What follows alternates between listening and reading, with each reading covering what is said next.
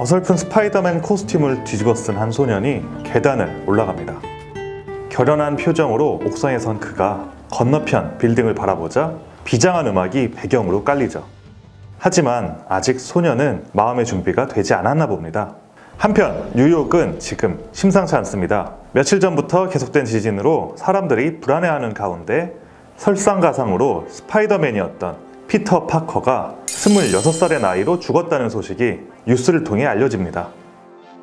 늦은 밤 피터 파커의 묘지를 찾은 한 소년. 갑자기 누군가 다가오는 것에 위협을 느껴 괴한을 기절시켰는데 괴한의 얼굴을 확인해보니 놀랍게도 그는 피터 파커였죠. 심지어 자켓을 벗기자 스파이더맨 수트가 드러납니다. 이게 어찌된 일일까요?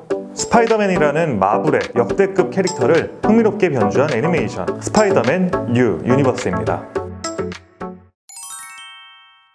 여러분은 마블 캐릭터 가운데 누구를 가장 좋아하시나요? 아이언맨? 아니면 캡틴 아메리카? 흥미롭게도 마블 속 캐릭터에 대한 선호도로 그 사람의 취향을 알 수도 있지만 누구를 좋아하느냐에 따라서 나이를 가늠해 볼 수도 있다고 하죠. 정교한 메카닉의 힘과 토니 스타크의 재력에 매력을 느끼는 30대, 굳은 10년과 책임감이 빛나는 캡틴 아메리카의 왠지 모를 동질감을 느끼는 40대가 있다면 10대와 20대 대다수는 단연 스파이더맨에 감정이입을 한다고 합니다. 여러 이유가 있지만 가장 중요한 건 동질감이겠죠. 스파이더맨은 마블 유니버스의 모든 히어로 가운데 유일한 10대 청소년 히어로입니다. 그래서 덤벙대다 아이언맨에게 지적을 받기도 하고 캡틴 아메리카에게 책임감이 없다며 혼나기도 하죠. 실제로 스파이더맨을 창조한 마블 유니버스의 아버지 스탠리는 피터 파커라는 인물의 본질적인 성격이 이기적으로 생각하다가 문득 불안과 죄책감에 사로잡혀 옳은 일을 하게 되는 평범한 10대들의 변덕스러운 마음처럼 설정해 두었다고 이야기를 하죠. 이처럼 성장해 나가는 스파이더맨이 처음 대중에게 선보였던 건 무려 60여 년 전인 1962년이었습니다.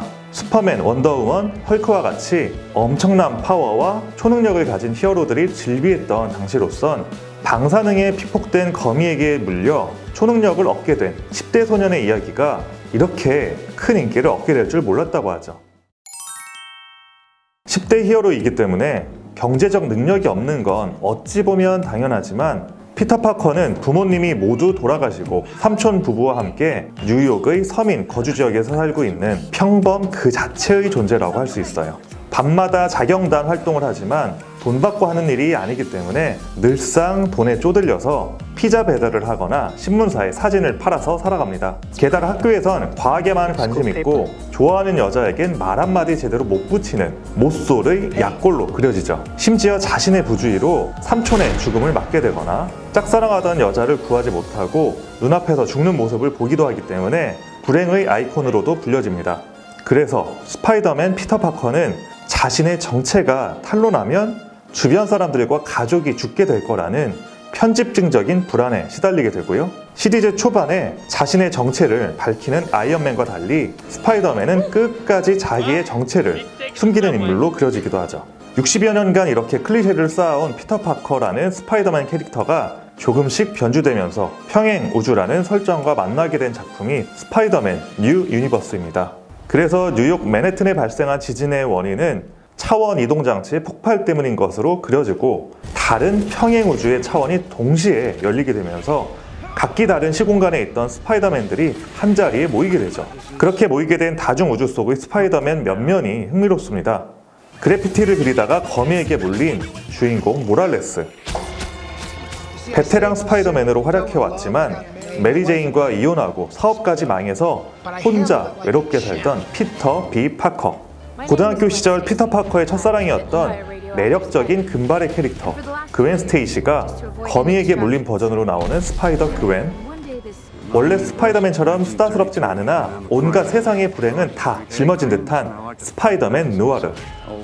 3145년에 뉴욕에서 온 일본 아니메풍의 페니 파커. 방사능 돼지에게 물린 거미, 스파이더 햄까지 다양한 버전의 스파이더맨이 독특한 개성을 갖고 등장하게 되죠. 흥미로운 건 기존의 스파이더맨 영화 내에서도 설정이 계속 변해왔기 때문에 스파이더맨의 팬들이라면 조금씩 뒤틀리는 설정이 주는 재미에 푹 빠질 수 있는 작품이기도 합니다.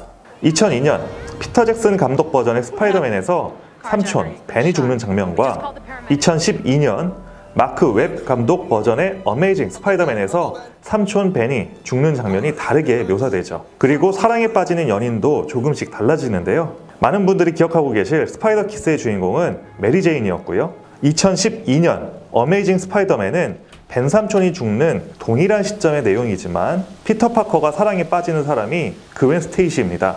코믹스에서도 스파이더맨의 첫사랑은 그웬 스테이시로 묘사되고 연인으로 발전하게 되는 건 메리 제인이라는 식의 설정이 있었죠. 이런 사소한 설정이 다양한 스파이더맨 작품 속에서 어떻게 변주되는지 지켜보는 것도 하나의 관전 포인트가 될 것 같아요.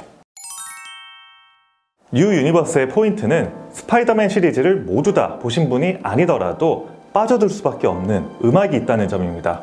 정말 힙한 음악에 감각적인 화면이 끊임없이 나오기 때문에 보는 즐거움과 듣는 즐거움에 왠지 모를 행복감을 가득 느껴지게 만드는 작품이라고 할 수 있죠. 영화도 영화지만 OST에 참여한 힙합 아티스트들이 워낙 어마어마해서 화제였고요. 메인 보컬곡인 선플라워는 빌보드 1위를 차지하기도 했죠.